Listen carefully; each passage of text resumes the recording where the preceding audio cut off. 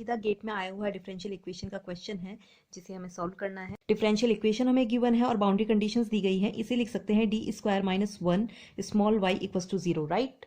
यहाँ से जो d की वैल्यूज निकल के आती है वो आती है plus minus 1। Okay, capital D है वो d बाई डी टी है और दो बार डिफरेंशियल कर रहे हैं तो d2 by D T square हो जाएगा। ये d equals two plus minus 1 आया है। इसका जो सोल्यूशन होगा इस इक्वेशन का, डिफरेंशियल इक्वेशन का, वो दिया जाएगा। अब a और b दो कॉन्स्टेंट्स होंगे और ये जो प्लस माइनस 1 है ये कहाँ एडजस्ट होगा, एक्सपोनेंशियल की टर्म्स के साथ में। हम कर रहे हैं t के रेस्पेक्ट में, तो यहाँ पर आएगा प्लस t और एक वैल्यू माइनस 1 है तो दूसरी आएगी minus t, right.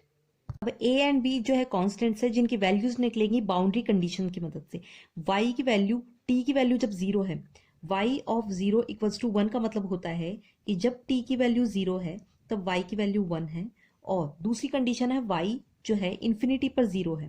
That means t की वैल्यू जब इन्फिनिटी है तो y की वैल्यू जो है वो 0 है। इसका ये मतलब होता है। तो अब आप t की वैल्यू 0 रखेंगे, y की वैल्यू 1, तो यहां से हमारे पास में क्या आता है कि y की वैल्यू 1 है तब a एक्सपोनेंशियल t की value 0 plus b exponential minus 0, right. तो यहाँ से क्या है, एक्सपोनेंशियल की टर्म में कोई भी 0 है तो क्या होगा, वो वैल्यू 1 हो जाती है। तो और ये जो है माइनस 0, दैट मीन्स 1/0, तो ये भी क्या होगा प्लस b, और इन दोनों के मल्टीप्लाई में 1 आ रहा है। ओके, और इधर जो है ये 1, ये हमने एज इट इज लिखा। तो क्या ये हमारे पास यहाँ से a plus B equals to 1। एक तो ये इक्वेशन आ गई एक बाउंड्री कंडीशन से, और जो सेकंड बाउंड्री कंडीशन है यहाँ पर, इससे कंडीशन हमारे पास में आ रही है y की वैल्यू 0 रखिए तो y 0, a एक्सपोनेंशियल t की value infinity plus b exponential minus infinity. अब एक्सपोनेंशियल माइनस इन्फिनिटी जो है वो हो जाती है 0, राइट। तो यहां से क्या आएगा, 0 equals to a exponential infinity plus b, और ये 0 होती है टर्म तो ये तो वैल्यू 0 हो गई। दैट मीन्स एक्सपोनेंशियल इन्फिनिटी जो है वो इन्फिनिटी होता है, बट यहाँ पर हमारे पास में a इक्वल्स टू 0 आएगा क्योंकि ये वैल्यू जो है वो कंप्लीटली 0 हो जाती है।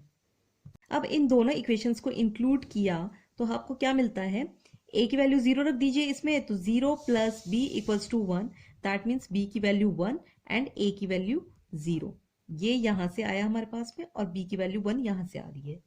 ओके, अब सबसे बड़ी प्रॉब्लम थी इस डिफरेंशियल इक्वेशन के सॉल्यूशन में कांस्टेंट्स की, a और b कांस्टेंट।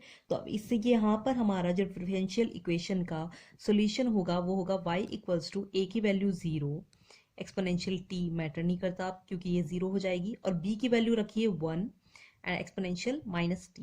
तो क्या आ गई हमारे पास में y की वैल्यू एक्सपोनेंशियल माइनस t।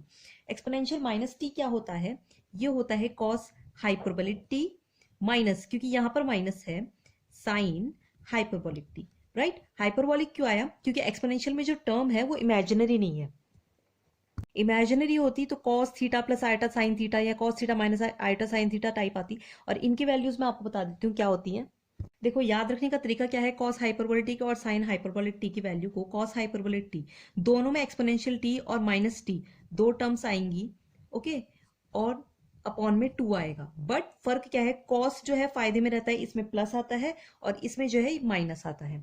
अब यहां से भी सॉल्व करके देख सकते हैं, इन दोनों को माइनस करेंगे टर्म्स को तो एक्सपोनेंशियल माइनस टी ये वाली टर्म बचेगी और दुगनी हो जाएगी तो 2 से 2 कैंसिल हो जाएगा, राइट। तो हमारे पास जो सोल्यूशन आया है हमारी डिफरेंशियल इक्वेशन का वो ये है। अब आप ऑप्शन मैच करिए कौन सा है। Here is the answer, answer जो है वो हमारा है D. Thank you, like share और सब्सक्राइब करना मत भूलना।